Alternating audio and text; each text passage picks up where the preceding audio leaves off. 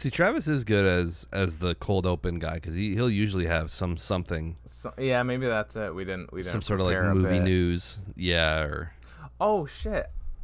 I actually do have something that we could do. okay. Have you heard about Armie Hammer? Someone said that he has like a job at like a hotel or Yeah, something in like the Cayman Islands. exactly. The rumor or whatever is that he's selling timeshares in the Cayman Islands. And there was like a flyer that somebody made up with him as like a concierge, but I guess that was a joke, but it was pretty funny. This is if you're trying to convince people that you don't eat them. This sounds like 100% a That's plot true. to try to trick people. This is like the plot of Hostel. Mm-hmm. Or I thought of the Scooby-Doo movie with like Rowan Atkinson. He brings them to the island. Oh yeah. But that's it's actually Scrappy Doo inside of Armie Hammer. Yeah. That's weird. That's so But weird. I was thinking because I knew he came from like from money, but Oh yeah. also apparently like it says he's been cut off from his family dynasty. I don't know if like all this Damn. is true. I don't know how much of this. A lot of this is really recent news at this point. But yeah, it's pretty wild. And yeah, like you said, that's why it's like he just is like also Hannibal goes to the tropics to you know there you go. people at the end of Silence of the Lambs. He's I'm having a taken friend some- for dinner. Yeah. Damn. He was the Winklevoss twins. Yeah. He's like in one of my favorite movies of all time. Yeah. He's this weird dude. Yeah. I know. Yeah, he's been in some good stuff. I loved fucking The Man from U.N.C.L.E. too. That's another one that he's in that I really like Oh, okay. a lot. I haven't seen Call Me by Your Name, but apparently It's good. these allegations put that movie in a weird light, which I think that movie was already sort of weird because it's like he's a grown man and Timothy Chalamet he's a little boy. Yes. Yeah. I mean, it's one of the you got to kind of look at it with your licorice pizza glasses. Where Yeah, it's like you know just don't take it as like you know. Yeah. That's the director being like, hey, this is cool, but it's like and it's definitely like it's a tasteful movie. Like that was always like kind of present in the back of my head, but It's not a Michael never, Goy like, feature. Yeah, exactly. I think Call Me by Your Name was nice. Also, his name is Armand. I know That's a people cannibal made that name. joke. Well, Like, wait. and Armand Hammer. But his grandpa didn't form the Armand Hammer. Is that the That's what dynasty I that thought. I was like, it's got to be that, but no, it's just some like fucking oil company. Its name is Armand Hammer. Yeah. Yeah. All the way back to at least his great grandfather was the one who like started their Occidental Petroleum is their company. So. Okay. I was just gonna say Armand is a very like I'm a wealthy socialite cannibal name. Yeah, like a Mason Verger. Although Yeah, he's exactly. Not technically cannibal, is he? No. He wishes like, he does was though. Yeah, I think that's it. I was like, he doesn't have the intent of eating Hannibal. But even if it was, that's purely just like a revenge thing. That's why he didn't like him. He's like, damn, Hannibal, you're so cool because you eat people. I wish I was like you. Yeah, I mean, pretty much. That's not that far off. At least in the book, not so much in the show. But yeah. Yeah, his grandpa or his great grandpa was Lenin's chosen capitalist because of his like close ties to the Soviet Union. So maybe. Man. Yeah.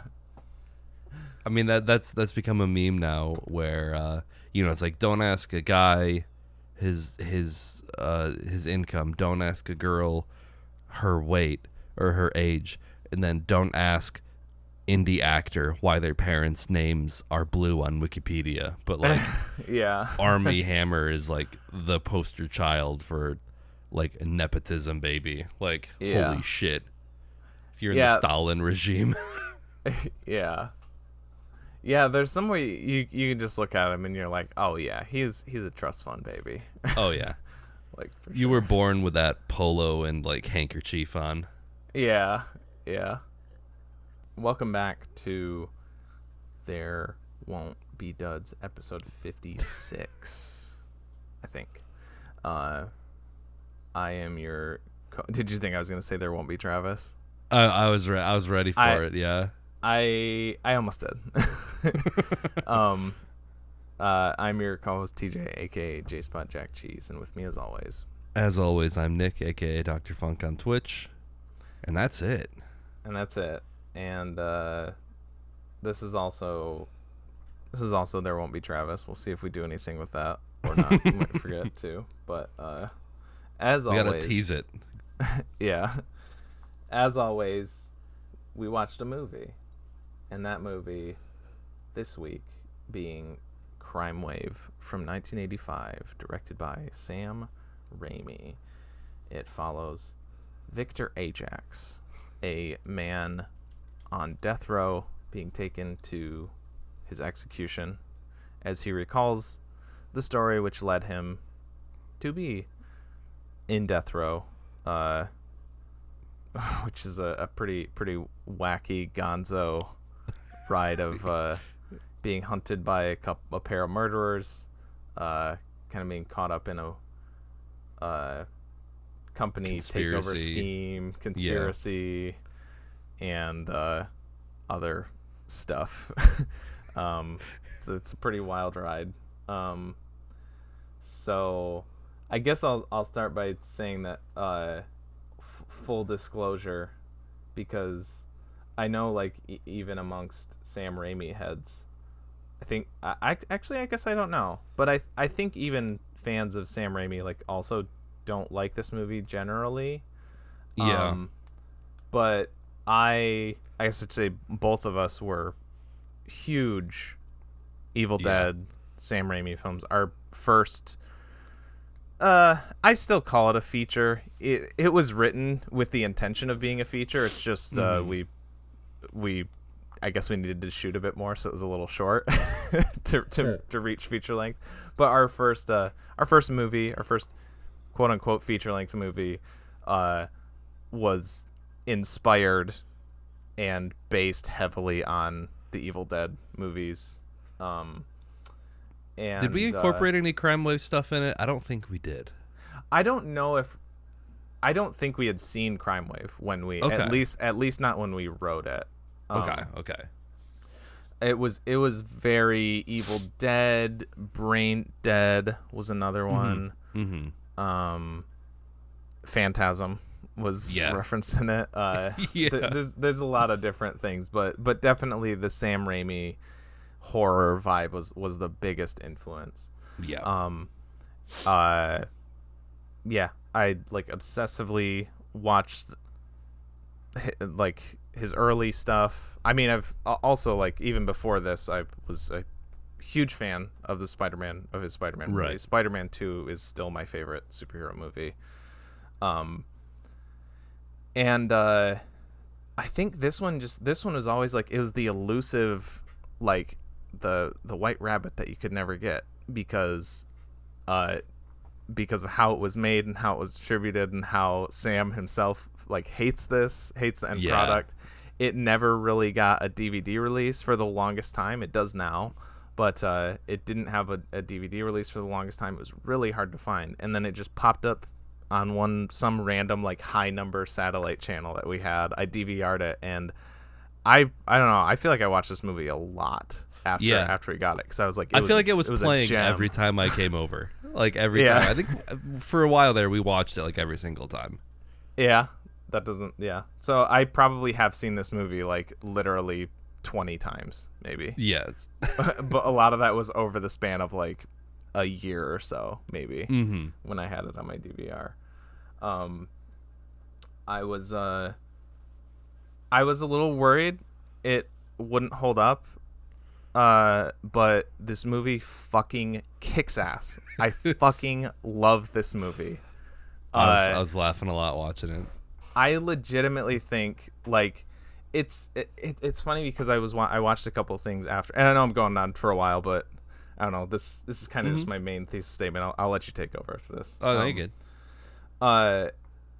I watched a couple. I watched some interviews. I watched like a commentary video on it. After I watched it. Just because this is one that and we can get into this later. A lot of like the behind the scenes stuff is really interesting, just because of the issues that they had with making it and stuff. And Sam said in like an interview later, like, oh, what did you like want the movie to be? And he said like he wanted it to be like it was really ambitious, I'll say. Like he wanted it to be like a drama, he wanted it to be a horror, a thriller, a comedy. He's like, I wanted it to be pure cinema. And to me, I don't think that, not in the same exact sense that he meant, because like it doesn't make me cry like emotional tears in that way. But to me, this is pure cinema. This movie is full on pure cinema. I legitimately think I'd have to like reevaluate. I don't have like a set number, but like I legitimately think this might crack like my top 50 movies like list, and it's amazing. It's such a cool like the experience I get like watching it. It's like it's a mix of, I enjoy it for the reasons that I like the better dud movies like Ben and Arthur, Who Killed Captain Alex, like that ironic enjoyment, but also like legitimate enjoyment too. Like there's really cool action scenes, really cool like set pieces, really good comedy. So it's both ironic and unironic enjoyment, and it's fascinating. I absolutely love it.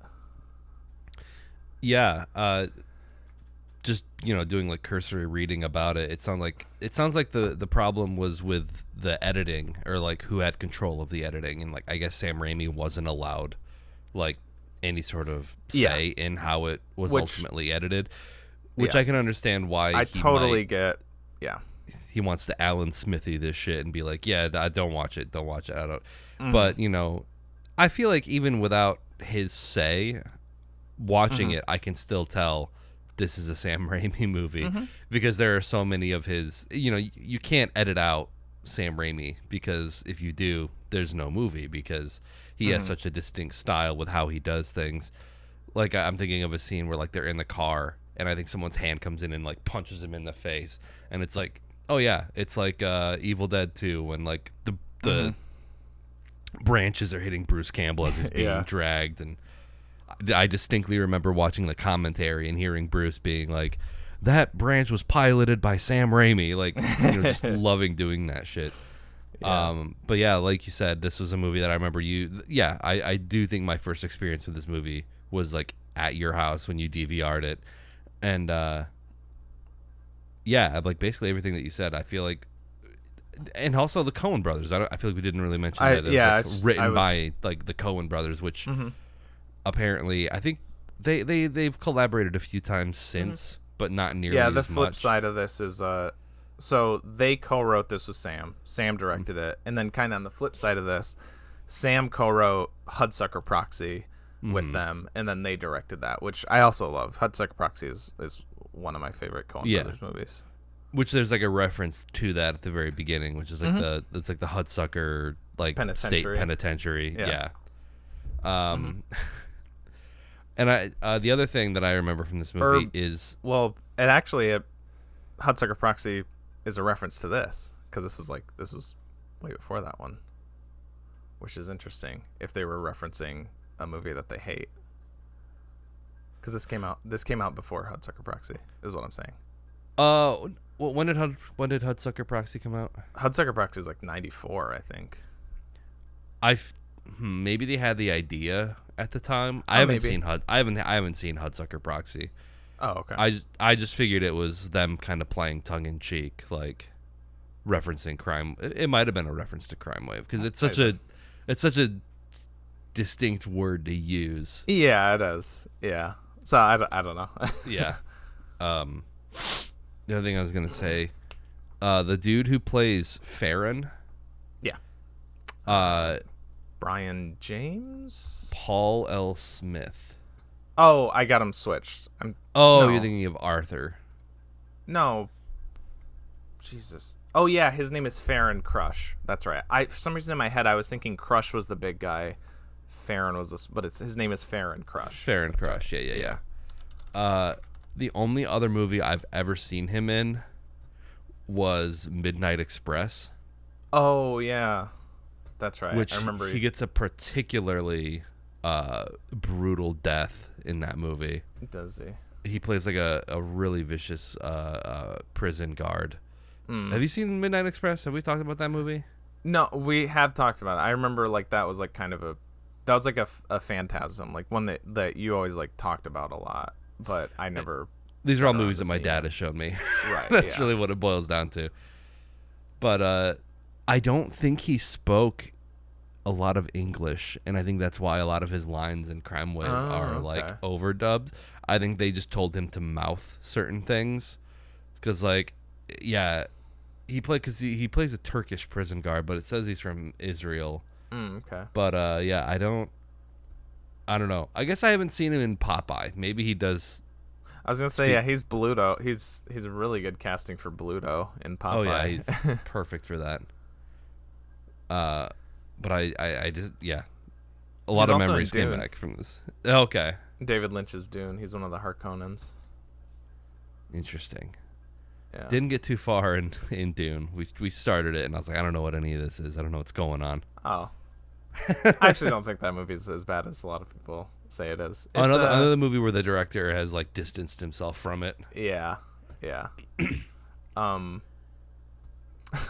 Yeah, it's funny because he basically like he makes like the same face as he does in Crimewave in Dune, like the whole time. They're like looking around like that. My first note was that I think in the very beginning, they're in the taxi cab. I think they're in the car. Nuns, or yeah, like the nuns. Okay. Sorry, yeah, the nuns. Which apparently Frances McDormand is one. I didn't. Yep. I had to rewind because I noticed it in the credits. I don't think I knew that before though. Yeah, same. I think it was the same voice that is the voice on the tape recorder in The Evil Dead. Like when they find the Necronomicon and they're like, "Oh, okay. I have found a book," and I started saying the incantations. Kanta. Interesting. I think it sounded like the same voice of like the guy talking about, or was that in the both of them, Evil Dead 1 and 2, or is it just? I know for sure it's in Evil Dead 2. Mm-hmm. I think it's in both of them. Yeah, I think it's in both of them. Mm-hmm. That's interesting. I didn't think about that. I guess I'd have to go back and because I know the voice from Evil Dead. I'd have to re-listen to that in Crimewave. Dang, I guess I gotta watch the movie again. Oh no. Yeah.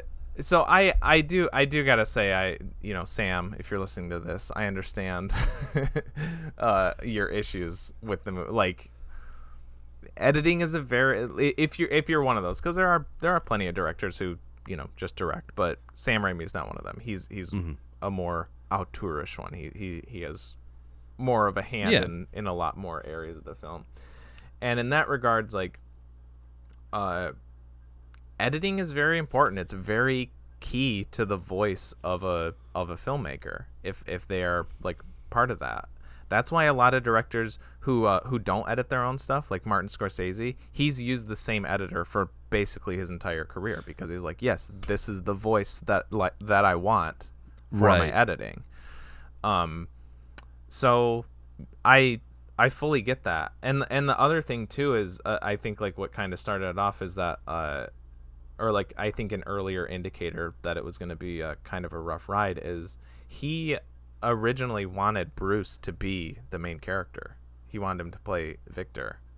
But the studio, and I think this is so funny because like you see the guy who they cast and they said they wanted like a Hollywood actor. They said that like they didn't want him like casting his high school friend, Bruce Campbell. So yeah, like this hunky dude Reed Birney they cast instead of Bruce Campbell to play the lead. Yeah. And in a way, I think Bruce Campbell could have pulled it off too.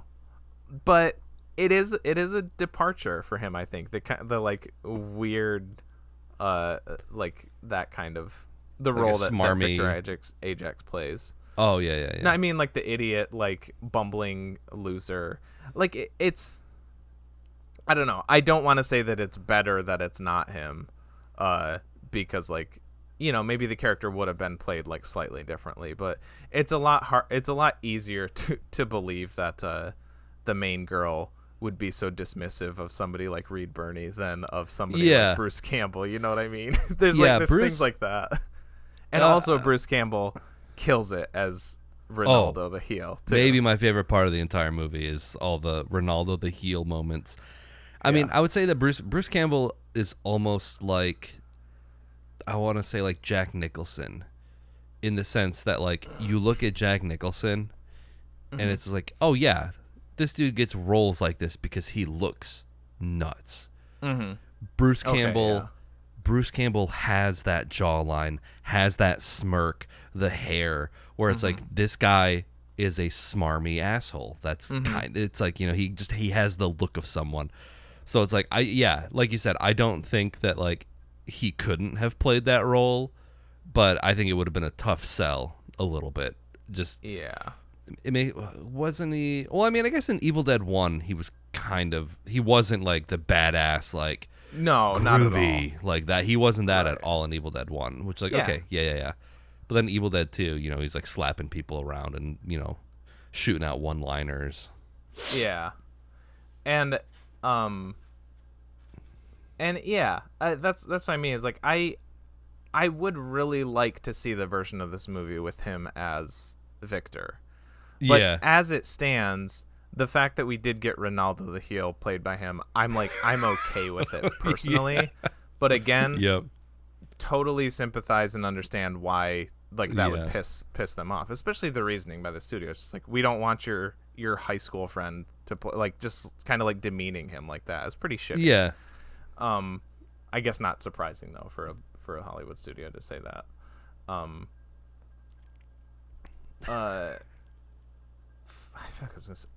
And also on that, to get back at the studio for doing that, I guess he rewrote and like greatly expanded the character of Ronaldo the heel. Like, he was only supposed to be in like a scene or two or something, and he stretches him out to be in like basically half the movie.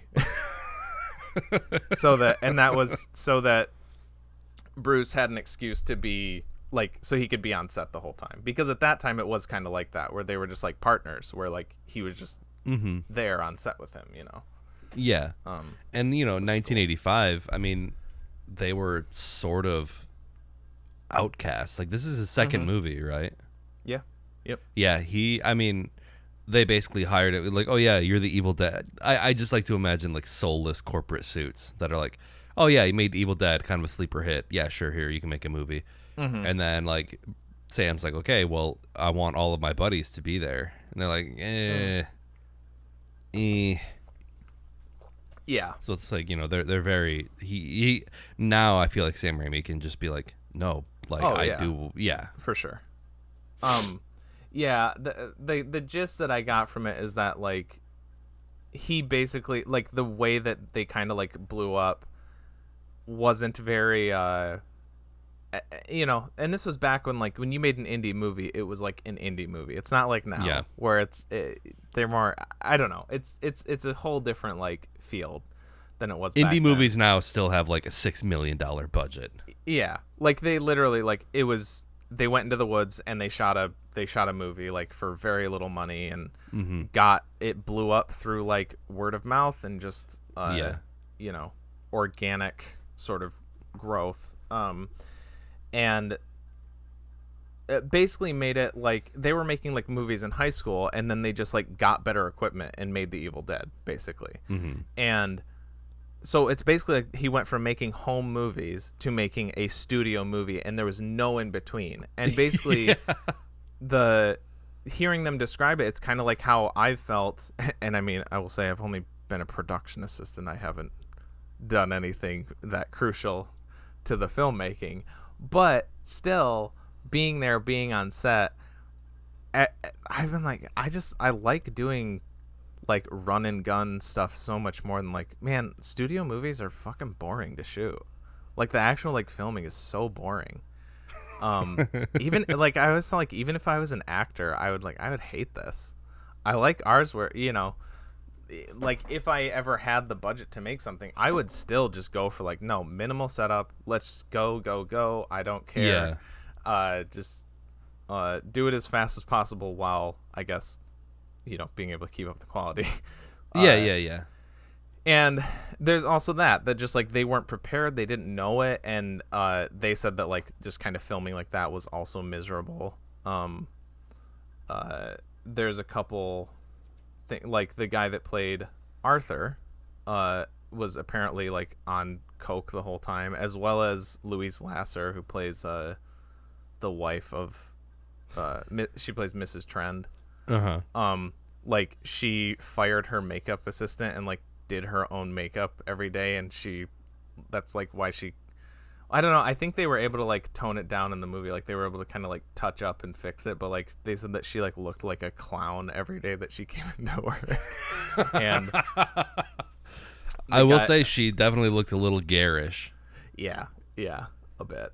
And then the guy that played Arthur like locked himself in his room to like excise a ghost from his lights at some point, and so there's a lot of I don't know, it seemed like it was not just the studio that was giving them a lot of headaches, but oh damn, Louise Lasser, sorry. Like apparently she's the first person to have been banned from SNL. I wonder why. Yeah. Michael O'Donoghue called her clinically berserk and allegedly walked off that week's installment in disgust. Who did that? Sorry? Louise Lasser. No, who? Oh, she was the one that walked off? No. Chevy Chase accused her of solipsism. And SNL writer Michael O'Donoghue called her clinically berserk and allegedly walked off that week's installment in disgust. Oh my god. So okay, well that tracks then. That that tracks. Yeah. I will say So that was part of the noir, because I guess I forgot how many genres this movie spans. The genre spanner. Because it starts out very like noir style, where it's like he hires these two guys and it's like a business deal almost, and like that shit I totally forgot about, because like I remember bits and pieces, but it's been, you know, over a decade now since we've watched it. But yeah, I don't know where I was going with that. I thought some of the visual gags at the beginning, when they're assassinating his business partner. Is it? I only remember Trend. Yeah, I don't even remember. Arthur Coddish, is that? No, that Arthur. No, sorry, that's Arthur. Jesus. Yeah. Yeah, I don't even see him on here. But anyway, I got a pretty big laugh when Arthur's in there with the electricity machine, and it's and this is like a classic Raimi goof, where its increments are in megahertz, but it's HURTZ. And he turns the dial from rats to humans. Yeah. Yeah. Which is a good, and then later is another callback. It goes from man to heroes to kill Victor. Yeah. Actually, very slapsticky, almost like very. I haven't seen Who Framed Roger Rabbit, but it seemed like in that same vein of like very cartoony, slapsticky, you know. Yeah. There's a part where like when Arthur's in their apartment and she hits him against the wall, and like he just has a shelf of 3 bowling balls that all fall and hit him on the head. It's very like Three Stooges for sure. Yeah, Which they have said like is like a big inspiration. Like they even do that shit in Evil Dead. Like there's some like slapsticky type stuff in that. I'm gonna tear out your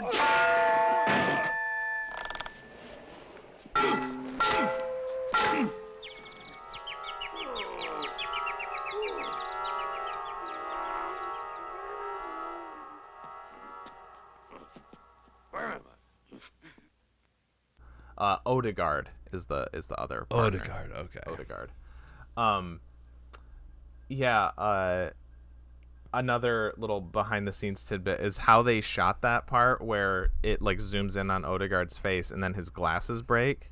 Apparently, they did that by firing BB guns at his glasses at the same time, which I think was another thing that the studio had an issue with, but they would just can't imagine like why do stuff without telling them, I guess. Yeah, you can put The Boy in a big budget movie, but you can't take that like low budget out of The Boy. Like, yeah. Yeah. Oh, another thing is Rob Tapert plays like multiple cameos in this movie too, which was another, I don't know, basically like everything kind of like interesting or neat behind the scenes, the studio was like, no, don't do that. Like, don't. They're like, they said something about like if we see Rob Tapert in another scene, then we're like shutting this down or something like that. It's funny. Well, yeah, I did notice that Ted Raimi was like the waiter in the bar. Yeah, and they kept doing these cutaways where he's just like, like laughing. Yeah. Also, since we're doing the cameos, the Coen brothers too are also in it. They're the photographers at the end in the jail.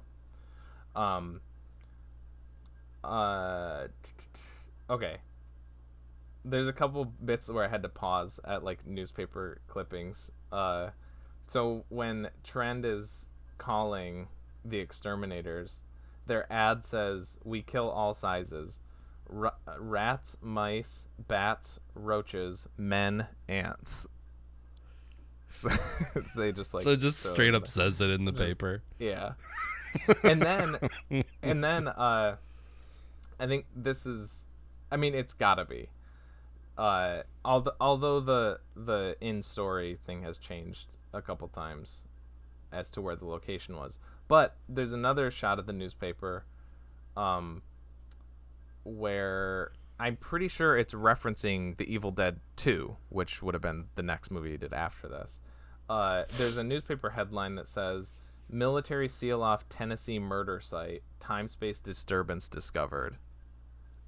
Oh. Because they never make it explicitly clear in the movies, but The Evil Dead was filmed at a cabin in Tennessee. Yeah. So, which, like, yeah, I think you're led to believe that it's like Michigan or right. They do change it in the TV show Ash vs. Evil Dead. It's Elk Rapids, I think, is where they say it is, which is up by like Petoskey, Traverse City. Yeah. But according to Crimewave, it's Tennessee where it was filmed. So yeah, I think the basement shots in The Evil Dead were filmed in Michigan. I think I read that. That makes sense. Where it gets more, yeah, that would make more sense because that was probably a set maybe or something that they had more control over what they could do. But that's cool that like they already had that idea for the ending of The Evil Dead 2 in mind when they were making this movie. Yeah.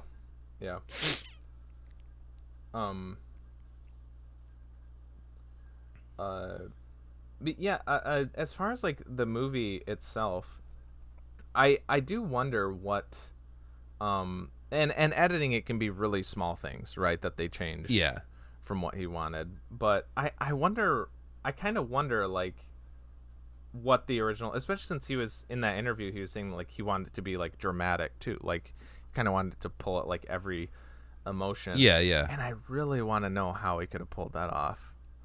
Amidst all this other stuff, because it hits everything else. yeah, it'd be really hard to go to like a dramatic, heartfelt scene when like the scene prior, Victor sees a hot lady and his tie goes, and his like tie flies off and is like,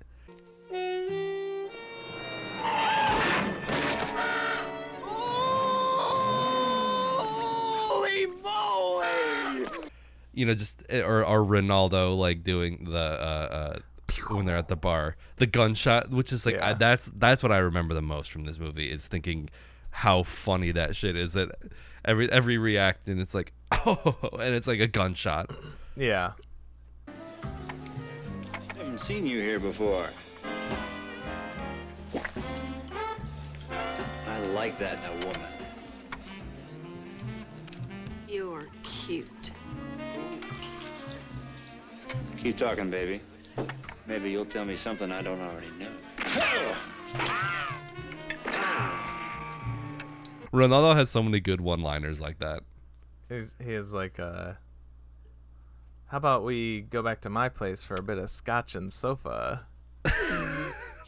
Yeah, and every character like laughs really hard at their own jokes. Mm-hmm. Like Arthur is constantly just like, you ain't seen nothing yet. Ah! Like why does he sound like he sounds like Fat Albert? Like that's his. He does kind of, yeah. Yeah. Yeah, and like there's a lot of those like really funny like sounds too, like when there's a part at the bar too where Ajax is like, or Victor or whatever, he's like maybe I'm just a guy who hates heels, and then Bruce is like, well, maybe I'm just a guy who hates guys who hates heels, and then he's like, well, maybe I'm just a guy, and then he like punches him, and he gets like sent across the restaurant, and he goes, whoa, whoa, whoa, like as he goes flying. Like, it's so fucking silly. Maybe I'm just a guy who hates heels. Maybe I'm a heel who hates guys who hate heels. Oh, yeah? Well, maybe I'm a guy who...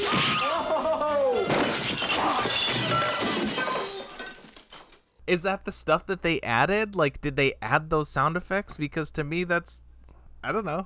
That's funny.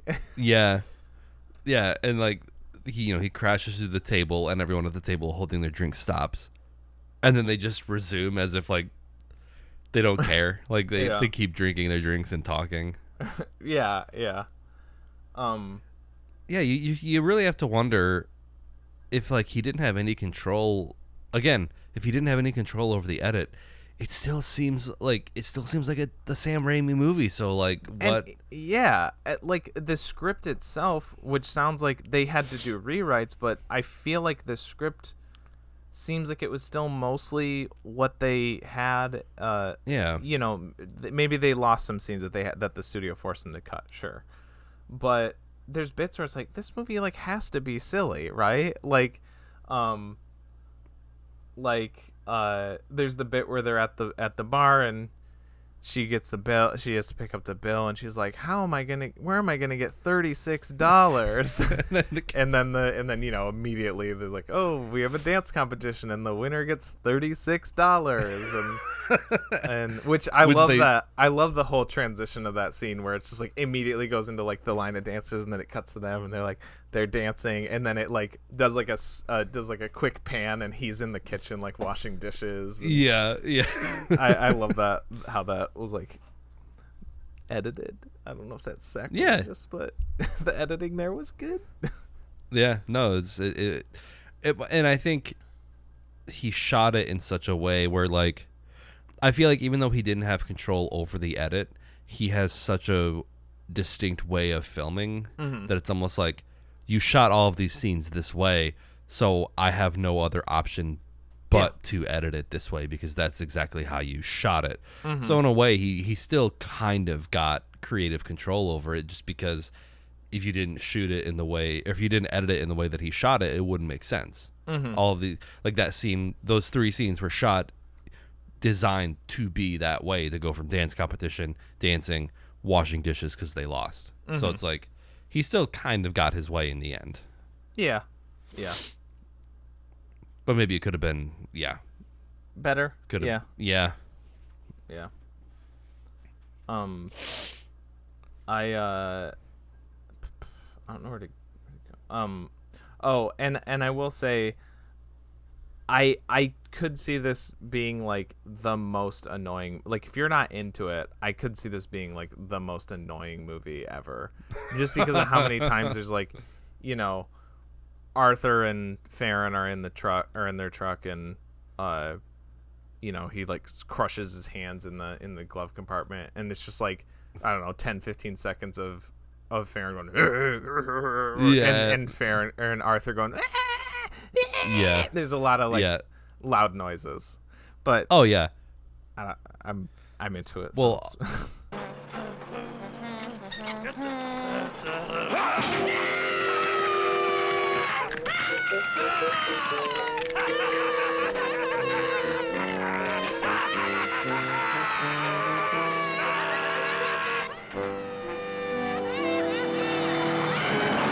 I think this is also, like, and he probably did it with Evil Dead 1, but like, you know, like Sam Raimi is also known for like screaming women. Like in Spider-Man, they're all over the place, and in this movie, Helene Trend screams like during that sequence where she's like trying to not get kidnapped by Arthur, like she's like screaming the entire time.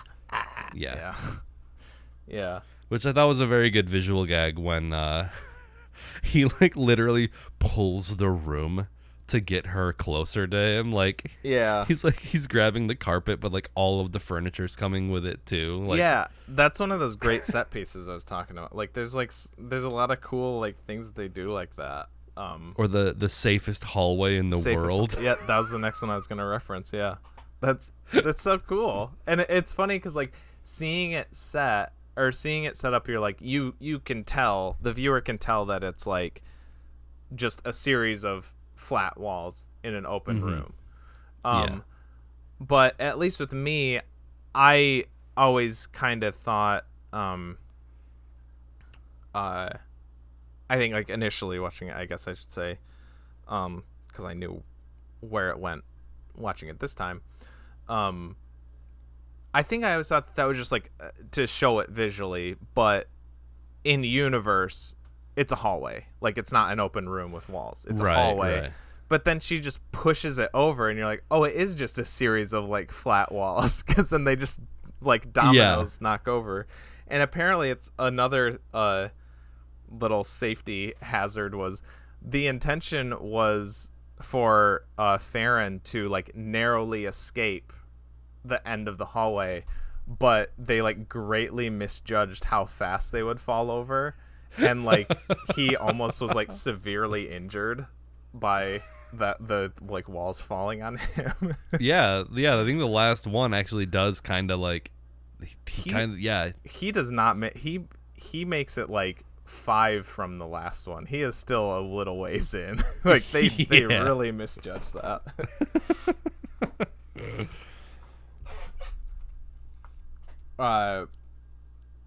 Another legitimate, and this is again all Sam, and also incredibly dangerous probably, but I thought the like car chase at the end and like fighting on the cars, like every time it's not green screen, because the green screen doesn't look that good, which is like most of the close-ups, but like all those like far away ones where, you know, the camera's like on a car in front of them and the cars are behind them, like I thought that was like really, really cool. Like, that was one of those like things where like this is legitimately like a really cool action scene, like how it's filmed, and they're actually doing this shit. Right. Apparently there was like lasting burn marks from like some of the explosions they did like on the Detroit highway for a while after that. Just pretty cool. That's awesome. Yeah, I mean, because you said that he wanted it to be like pure cinema, and I feel like he's got his romance, he's got the car chase, he's got all of these sort of like very like 1950s or whatever, like Three Stooges era like comedy romance. It's almost like a, I don't know if screwball comedy would work there, because I feel like that has more of like a tighter definition than this, but he's got elements of basically everything in there, and it sucks that this is what he wanted, like, you know, his pure cinema. And I guess in a way it is pure cinema in the sense of the studio getting in and meddling, because that's, you know. Yeah. Oh my god. I also forgot about Arthur's line about the dogs, which I feel like we referenced a lot in our more maybe some on-PC days. Yeah. You and those boop dogs. Yeah. Put her down this instant, you filthy little man. Who's gonna stop me, you old bat? You and those fag dogs. That's right.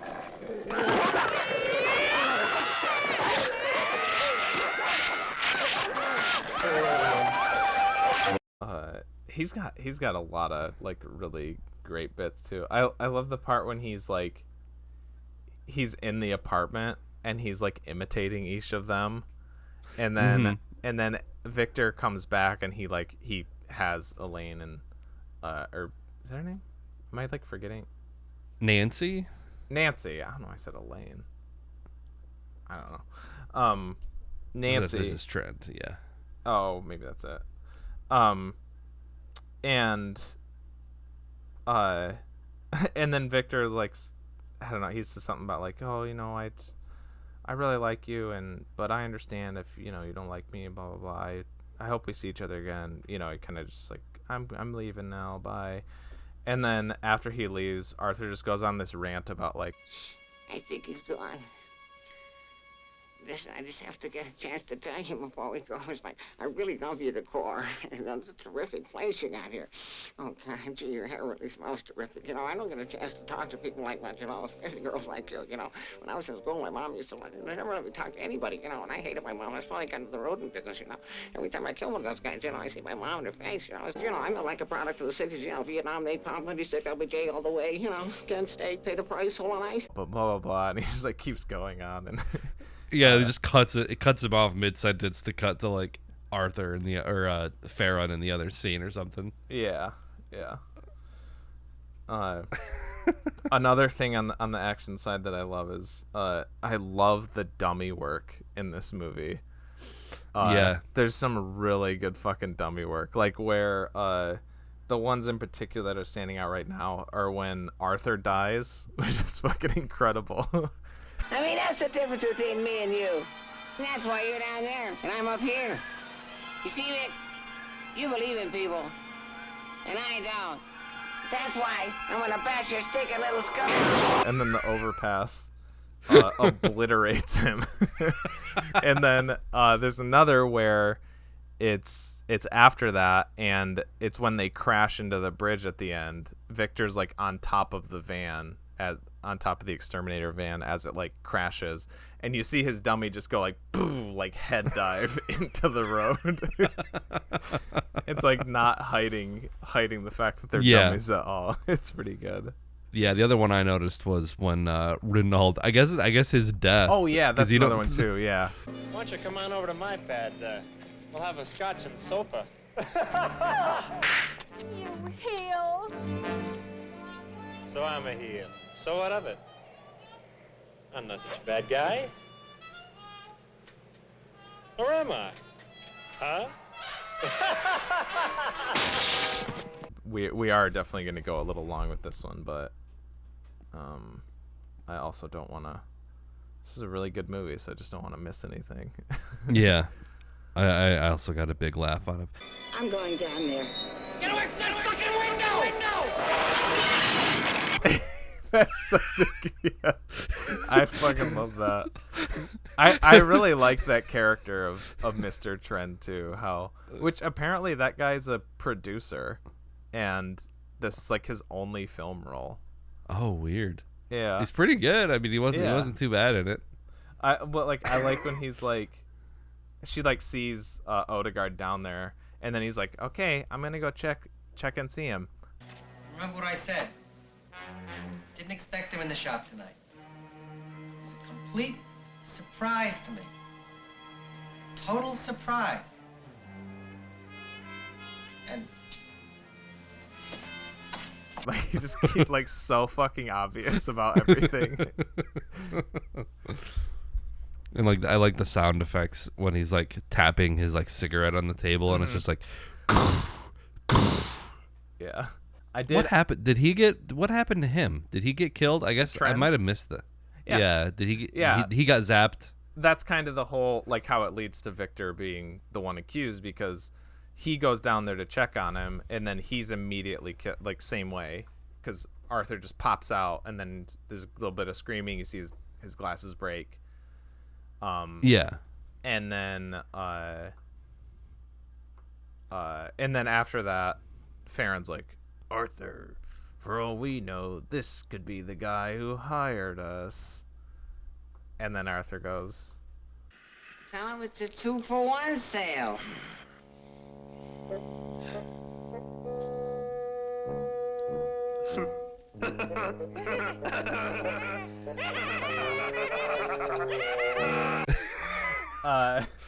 and then because of that, because there's no kind of like trail, I think is kind of what leads it to Victor being the one who gets arrested and everything. And Yeah, because they've both been electrocuted and they just disappear. Well, so there was the dead body in the car. Was that Odegaard? that was Odegaard. Okay, I don't okay. know if you ever see Tren's body after he's killed. But Right. yeah, you see Odegaard in like the shelf and then in the car, and Yeah. that might be it. But in the car, The classic. Yeah, the classic. Which it's funny. It's like every time, it's like I knew it was in this because it's like in all of them. But it's always funny to like, because it had been a while since I had seen it, and then when it popped up, it was just like seeing like Bruce Campbell pop up, and I was like, hey, there it is. Yep, it becomes a character in itself. Yeah. I did put, I don't remember exactly why, because I feel like there was a reason for why I said this, but I said, did they purposely cast Tren's wife with a huge ass mouth? She has a really big mouth. Oh, I think it's because there's a couple parts where like, I mean, not only does she scream a lot with her mouth just wide open, but there's like a couple parts where it like zooms in on her mouth, like explicitly. I'm like, okay. I think that's why it kind of stuck out to me. And her clown makeup doesn't help either. It definitely that too. I do like the little moment she has where she's not screaming, like after Farron gets like the boom boom boom, the bowling balls on his head, and then it does like the little like the vision, the double vision, and then it goes in, and then she has like that little like chuckle, and then after she pushes the walls over on him, she's like, I got you. And then she gets shipped to Uruguay or whatever. Yeah. And like, did you stay till after the credits? By the way, I did. I did. Okay. I did catch that. Hello, And- is anybody there? I laugh the most at the fact that it's like she's in that thing that gets shipped to Uruguay, but it's just like on a hill, like on a mountain in the middle of nowhere. Like, yep, this. Like they read the address. Is like, yep, this is where this is going. It's middle of nowhere. I don't know. Is there anything else that we got? I think probably that's... a bunch of little things. There's like, because everything is great about this, but I definitely I need to pick up a copy, because for a while I think there was some sort of distributing rights or some sort of issue, but Shout Factory put it out, which I've gotten a few movies from Shout Factory. I think they primarily do a lot of like B movies. Like I feel like that's a big resurgence which makes lately sense for this. Yeah. But I want to grab that now, because I remember that was always one that I was like, I remember looking it up and I was like, the only way you could find it is like if you ordered like some import, and it was probably as good a quality as like the DVR that you had. So I was like, I'll just do that. Yeah. Oh, it's Blu-ray. It's a Blu-ray DVD combo pack. So yeah, yeah, for sure. I gotta pick it up too. It would be so sick if they ever did, like, because they would always put so many special features on theirs. I know they wouldn't, but it would be really cool if they were to, even if all the special features were just them like shitting on it. Yeah, the commentary track is just everyone being like, and here's why this sucks, and here's why this sucks. Or release the Raimi cut. I want to see it.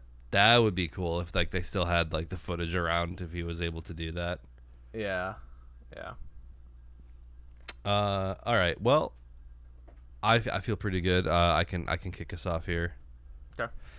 Go for it. This is definitely a spud, bordering on like I would put this in the normal movie cup, because maybe with a little bit of nostalgia glasses from like seeing it so many times at a very formative time in my life, like getting into like these movie directors like Sam Raimi and the Coen brothers. even knowing all of the stuff that's going on behind the scenes and all the struggles they went through, I still think this movie is entertaining as hell. It's funny as hell. The comedy holds up. The slapstick nature of it. The image of the Ronaldo the heel scenes with the gunshots. It's just like it's like ingrained in me at this point in time. And like my sense of humor and kind of not how I see the world. That might be a stretch too far, but yeah, mega spud, super spud. This is a hearty potato. Everyone go watch this. It's on Tubi, which Tubi rules. Yeah. There's so much shit on Tubi. Yeah, that's right. Yeah. So you don't have to you don't even have to drop the cash to watch it. Yeah.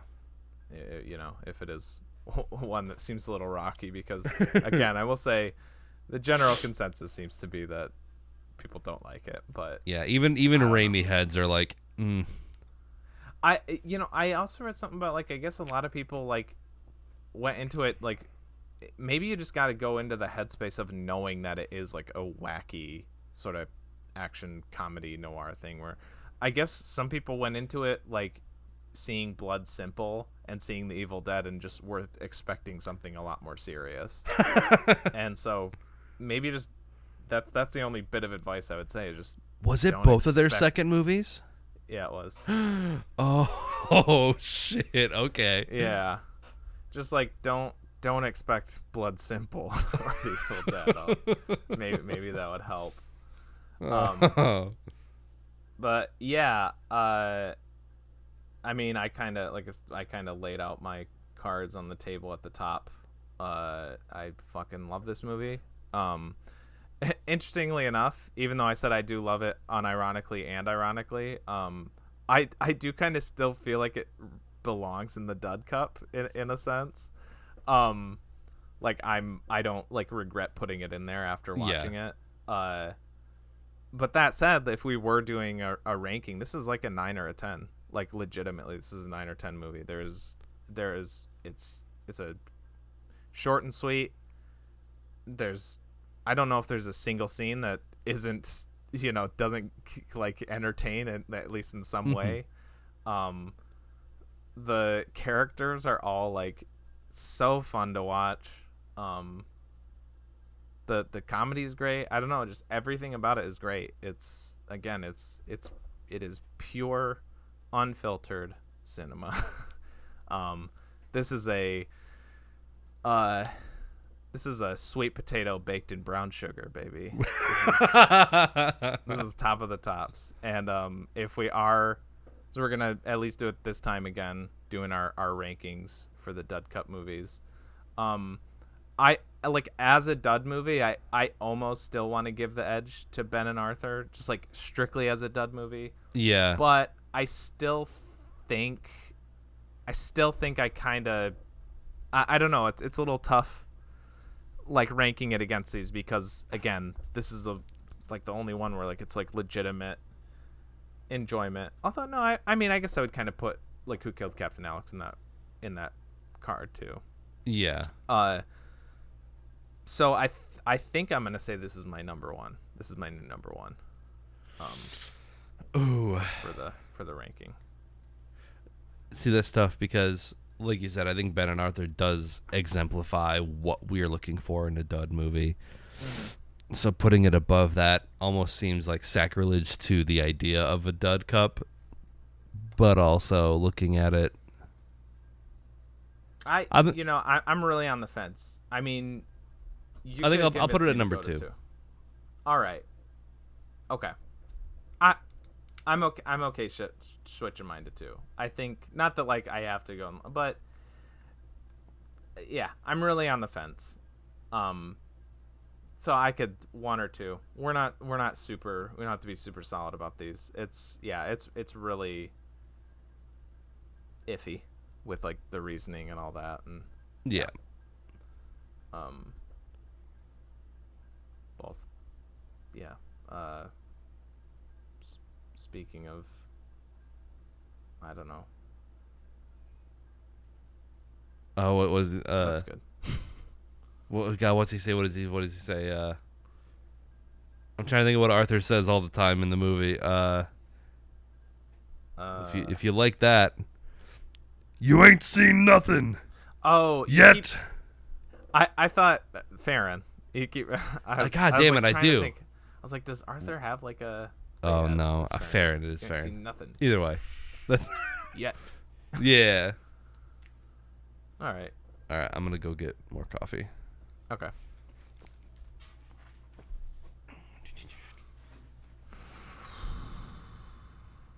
All right, I had to do it to him. Welcome back to There Will Not Be Travis or Nick.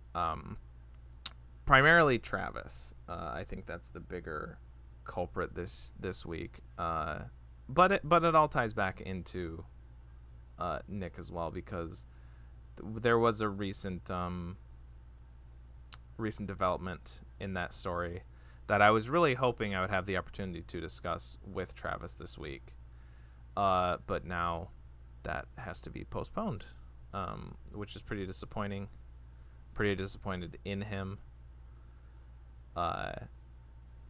And because I can't really just... I think it's good to have somebody to bounce this, this info off of. And also, There Won't Be Nick is kind of Travis's show. I'm just a co-host. I am a regular, but it does feel that's his show to bear. So I'm starting a new show. This is episode 1 of There Won't Be Travis or Nick.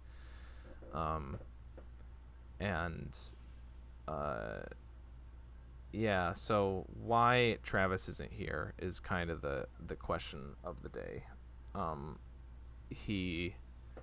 We all had a week to watch the movie and then do the episode.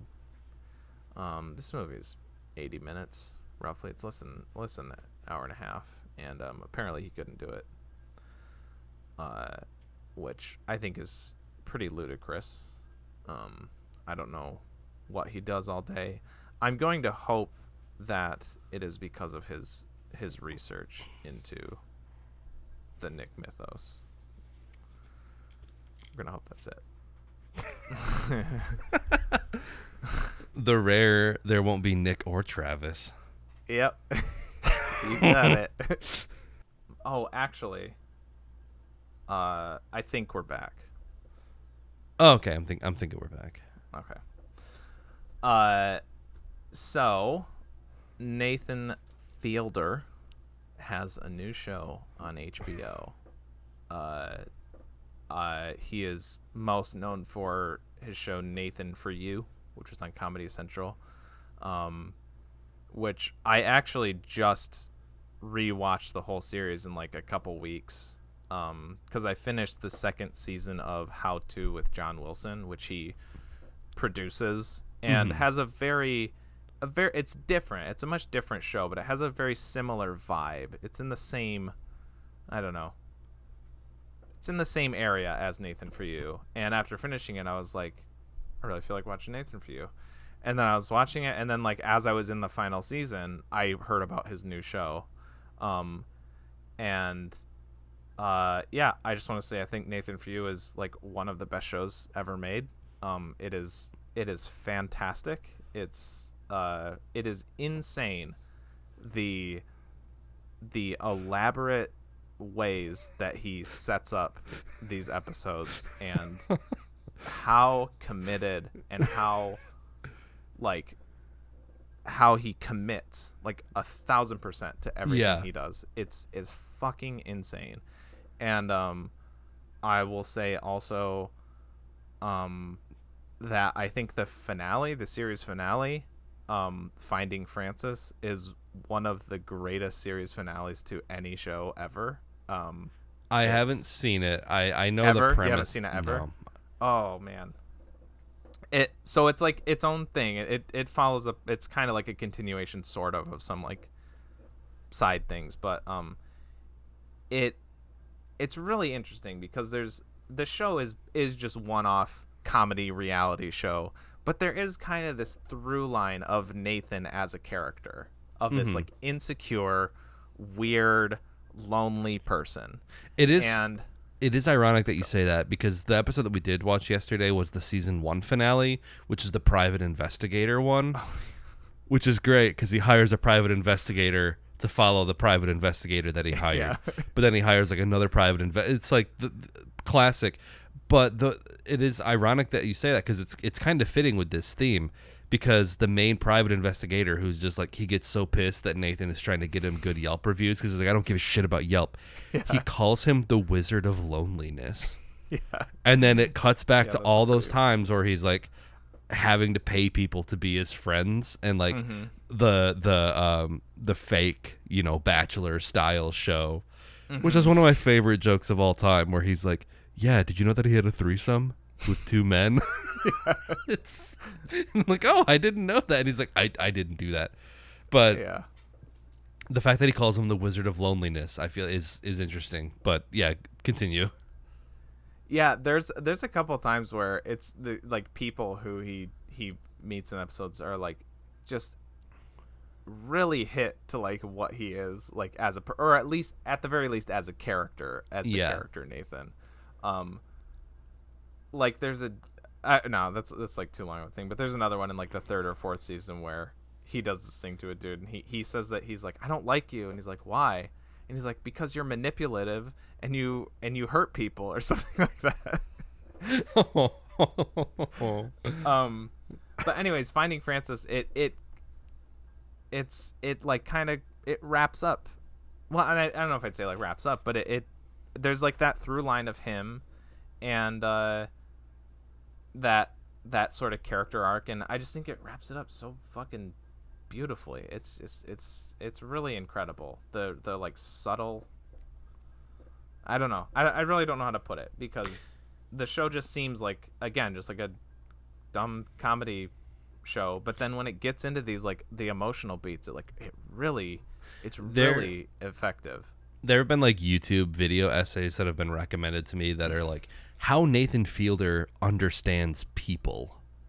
And I haven't watched it, but I can only imagine like the premise of that video being essentially how like Nathan Fielder just very, very seemingly casually can get people to reveal things and like talk about themselves in a way like, like he does with the Rehearsal, which, the number of times I was watching that and just like holy shit. Yeah. Like it was weirdly compelling for such a seemingly minor sort of social interaction that someone would have to go through. Mm-hmm. Yeah. Like, I don't know if you wanted to intro the Rehearsal or how we wanted to segue into that, or if you were still wanting to talk about Nathan For You. I feel like there was like one more thing I was going to say about Nathan For You before we moved on. Oh, okay. And this, I mean, the guy wasn't like that strange in the Rehearsal. But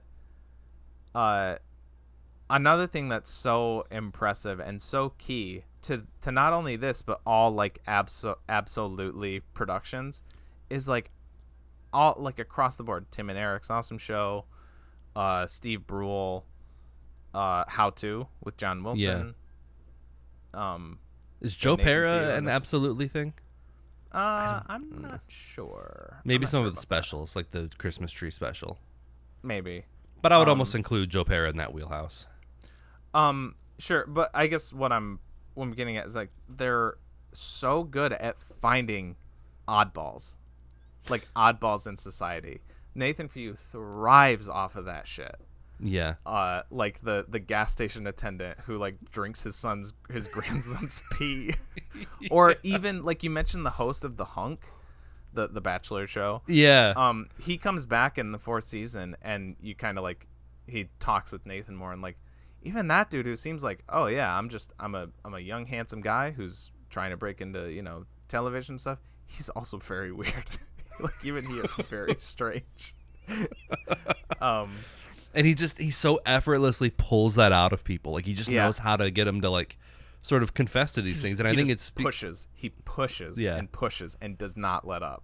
Yeah. And yeah, now I guess we can get into the Rehearsal. That's I guess the premise, at least of the first episode, is that there's this guy who he answered a Craigslist ad that Nathan put out. Incredibly cryptic one sentence Craigslist ad. Yeah. About like, do you have a secret that you've been wanting to reveal? And he wants to like tell his friends that he lied to them about having a master's degree, and he's really nervous about it. So they rehearse it. They rehearse what it would be like for him to tell his friend, and how they do this is by analyzing the person, by analyzing like the place where he would do it, and rehearsing it over and over again in all these different iterations with all these different kind of roadblocks and pitfalls and what have yous, emotional turns. There's multiple times where you see Nathan working on like a tree, like that like if this then this or this, and like a branching tree. I forget like what you call like that. A flow chart, like a conversational flow chart. Yeah. Yes, that's what I'm thinking of. And God, there's a moment where you see it for like a few seconds at like near the end. It's so fucking it's so insane how many branches there are on it. It's fucking nuts. No conversational stone unturned. Yeah. And yeah, it's also incredible. It's very different from Nathan For You, but also very similar in all like the right ways. Mm-hmm. And I said this to you last night, but it seems like and this is Kalia said this to me like when we were watching the rehearsal last night, that it feels like a continuation of that last episode of Nathan For You, like kind of all the sort of personal touches, I guess. Yeah, because in traditional Nathan For You, he's helping businesses try with these like kind of, crapshoot ideas. Like, what if we made your frozen yogurt taste like shit? Yeah, like to draw in people's morbid curiosities. It's like these sort of ideas that are like benign enough that people would actually try, but are also bad enough. Like again, the one that we watched is like the Uber episode where he's like, "Do you want to have a conversation with your cab driver?" And most people just say no.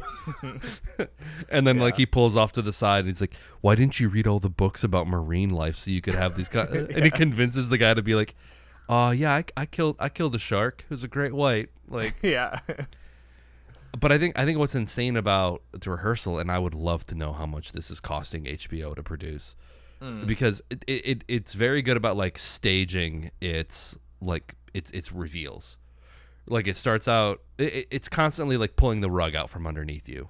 I think, like, it starts out, you meet the two guys. Nathan shows up at this guy's house, and he's having this conversation with him, and he's like, "Yeah, you answered my Craigslist ad about this secret that you want revealed," and they're kind of talking about that, and then he reveals that he's been practicing this entire conversation in a full-scale set of his apartment that he had built because he had exterminators come in, or electricians or whoever, and secretly film this dude's apartment so they could figure out exactly how to build it.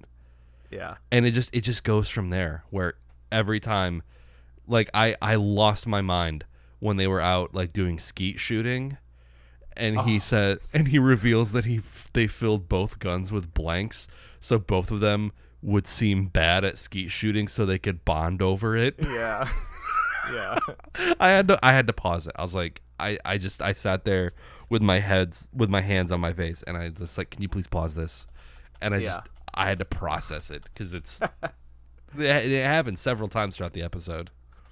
I think the part that got the biggest reaction like that out of me was when he like was showing how he like incepted all the quiz show answers into him by like, because he would like go on daily walks with the guy, and then he revealed that like all these random people that they would pass by would just like talk about the like the construction work, and he's like, "Oh, that's a tall building," and he's like, "Yeah, but it's not the tallest building in the world. That'd be the Burj Khalifa in Dubai." Or I laughed at I think it was like the police scene one. It was like, "Yeah, every day I'm mad at the Chinese for inventing gunpowder."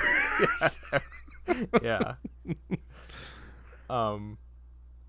Or like, yeah, there's like the lady on the park bench. She's like, "Oh, I just spilled this juice all over my DKN." I don't even remember the name of it. DKNY, yeah. DKNY dress. That's Donna Karen, New York. DKNY.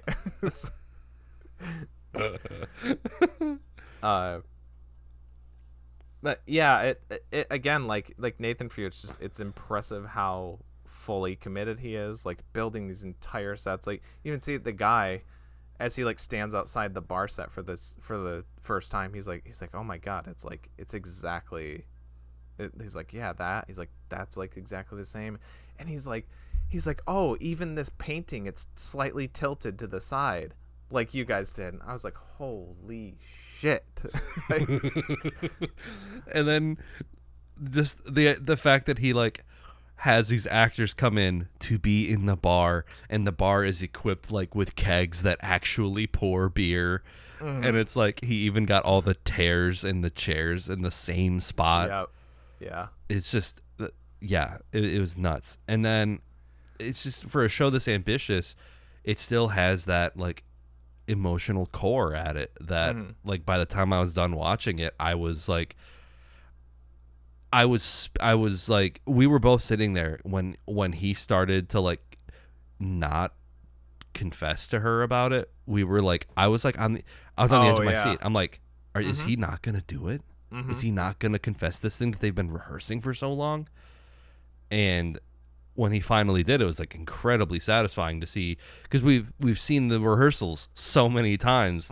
We're like, okay, how is this conversation gonna go down? And of course, like, she was pretty normal about it. Was just like, oh, okay, well, I feel bad that you had to feel that you had to, kind of keep this from us, but we'd seen how it could have gone down, Yeah. And shit. What was it got? Rehearsing. Fuck. I forgot what I was gonna say. Stuff.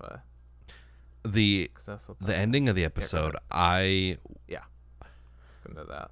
Because they did a very clever edit where Nathan revealed that he had basically, I think you said, inceptioned the trivia answers through these. Because how do we want to? Do we have to like? How much of this do we have to like set up for the?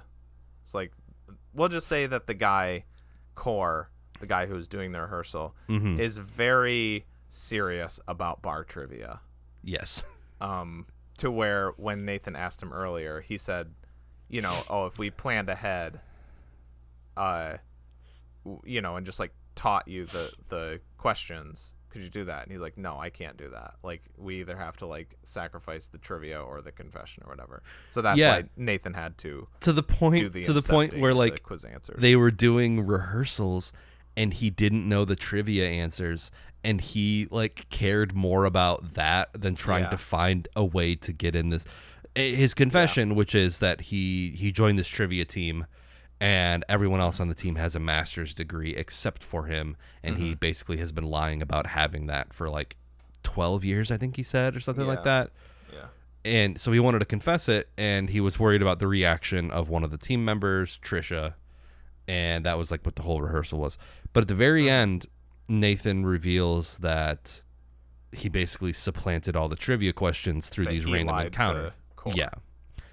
And they had the actor that Nathan had hired to be Core go off on this like I guess it would be a negative tree in the conversational flow chart. And then it cuts back to Nathan, who says something like, well, I think you're a great guy. And then it cuts back to actually Core. And the show doesn't let you see how Core actually responded. And I don't know. I think the idea is, I don't think he told him. Because that's how I took it, is like, because Nathan's even narrating when Core is like not telling Trisha the truth. And he's like, oh, did we go through all of this effort and he's not even going to tell her?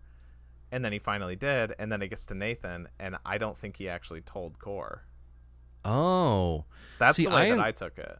I took it as, See, I guess I took it almost like in a more negative way. Like I took it like he did tell Core, and then the actor delivered what Core actually said to him. Like maybe Core actually did say that, and the actor was like saying that, because at the end, Core seems very like standoffish and pissed.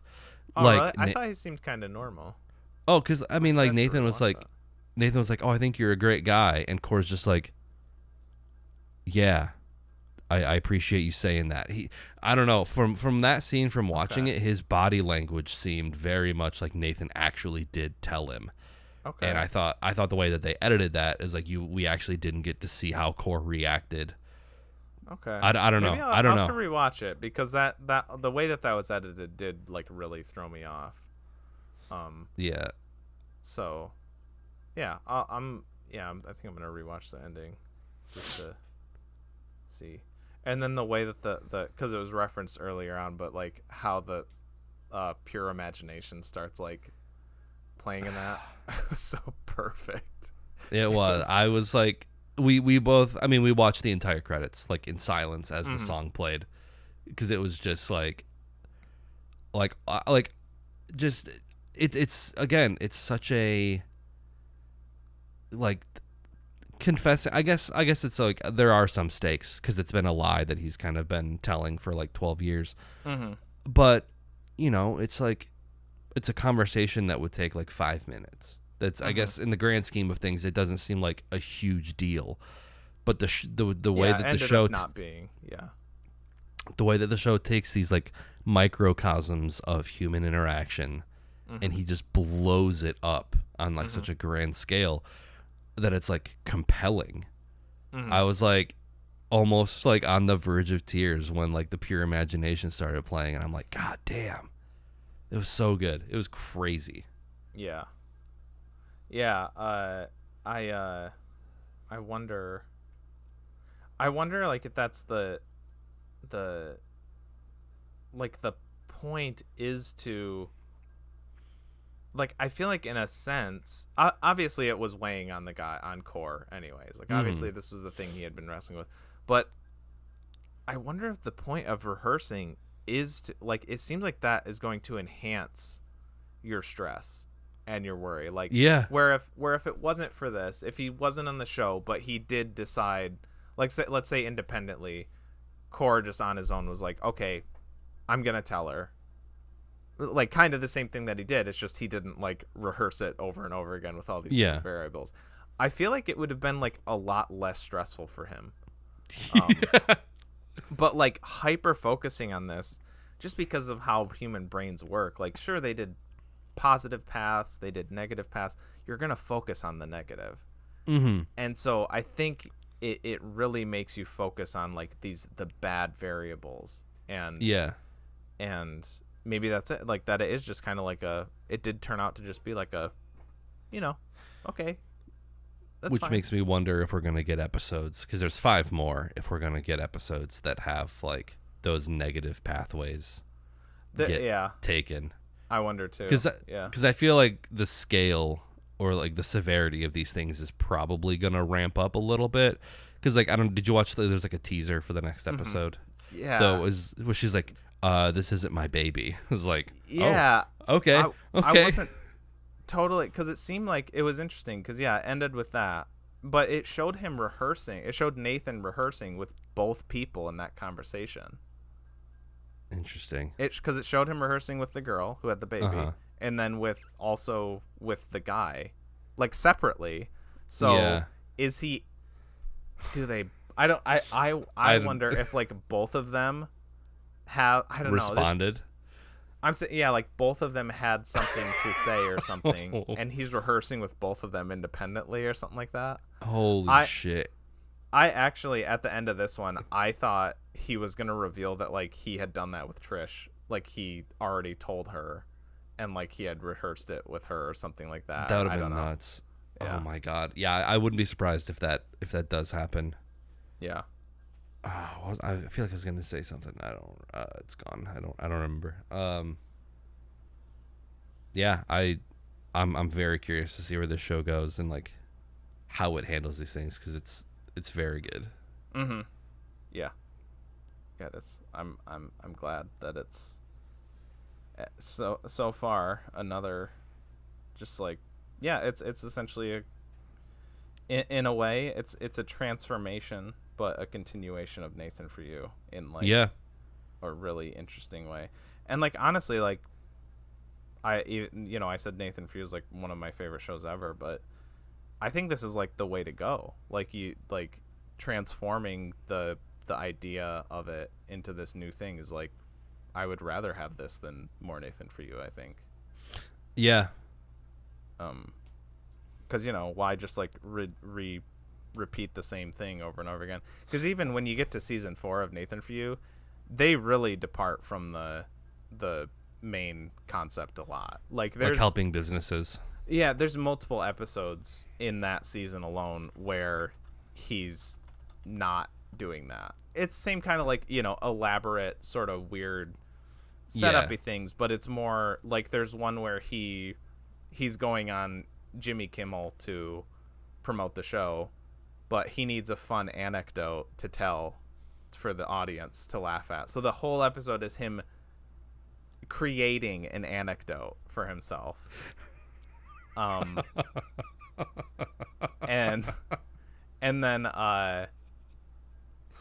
then yeah, there's like they do like a Nathan For You a celebration where it's just like a look back on the series and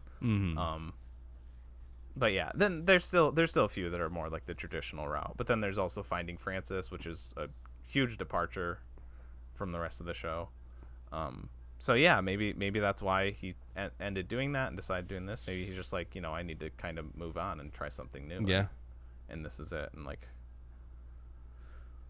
holy shit, so far. It's like, it's very it's very high concept, but also like very human. People are saying that he's doing his own version of Schenectady, New York. Schenectady, yeah. I saw that too. Like I saw that movie a while ago, but it's like, yeah, kind of like, yeah. He starts building, like he builds like an entire set of like a city block of New York City or something like that, and it's like the scale is just insane. Yeah. So yeah. Well, yeah. Maybe we won't talk about it. Well, we'll see. We'll probably might have to bring it up, but we'll at least have to do like a end of season. Yeah, absolutely. Capper or whatever. Yeah. Yeah. Okay. Are we ready for the movie? Okay. So, the next few weeks for the audience be a little weird. So, I'm still gonna pull from the cup, but the next one that people are gonna hear is going to be a vault episode. You're gonna hear our pre-Duds episode on Ikiru by Akira Kurosawa, which we did high and low. So you've heard one of ours, but this was our first Akira Kurosawa movie that we had actually done. After that, we're gonna do a regular cup pull, which is what I'll pull now. But then after that, there's gonna be one or two more pre-made episodes. We'll see. We're running out of our vault episodes, so we're gonna have to kind of, much like Nathan For You, we're gonna have to transform the format of what is a vault episode. So yeah, basically the whole month of August is gonna be a little wonky. But anyways, so again, next week for you, Ikiru. I think it's on HBO Max still. Go watch it there if you don't want to be spoiled. And then for the one after that, we are going to be watching the next one for us, the one's recording. In Dud's Timeline B. Yeah.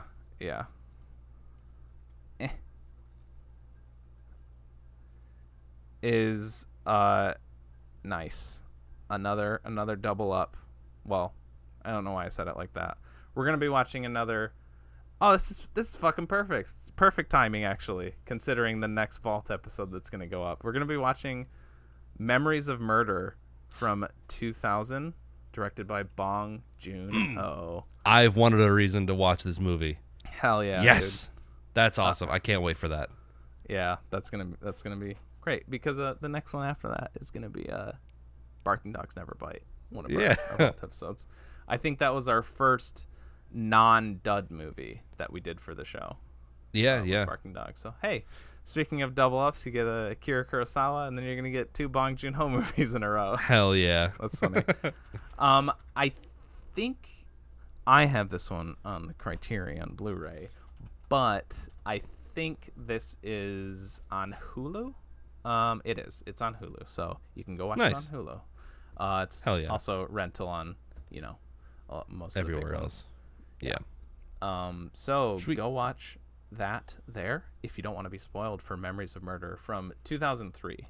I scribbled on the little slip. I thought it said 2000. It's from 2003. Yeah, these episodes come out every Wednesday at 7 p.m. EST in video form on Twitch and YouTube. You can step in there, join the conversation, start the conversation. We'll say that, because I'll be there waiting for any comments and just be like, yes, thank you. And also same time in podcast form on Spotify, Apple Podcasts, and more. We also have socials on Facebook, Twitter, TikTok, Instagram. I think that's it. Go follow us and just watch the show or whatever. We need more positive reviews. We got one bad. Yeah, we got a 1 star, but no written review. Coward. If you rated us 1 star, I want to know why. Right? Yeah, legitimately. But yeah, that one, because we have so few, that one rating dropped like 3.7. Yeah. Yeah. Unless it's our Twitter fan who didn't like that we're not head over heels about Homelander, which sorry. Nah, I don't know what to tell you, man. Yeah. That's not even there will be duds. That's a different show. But yeah. But yeah, with all that said, thanks for watching. Thanks for listening. We never say that. Thank you. Yeah. And I am your I know. I am your heel. Yeah. A chin that could kill. So what of it? Gotta add in the pew pew. Yeah. Yeah. TJ, aka J Spot Jack Cheesin' with me as always. As always, I am your rat man hero. Nick, aka Dr. Funk on Twitch. The foil to Ronaldo. Yeah. All right. Bye-bye. Goodbye.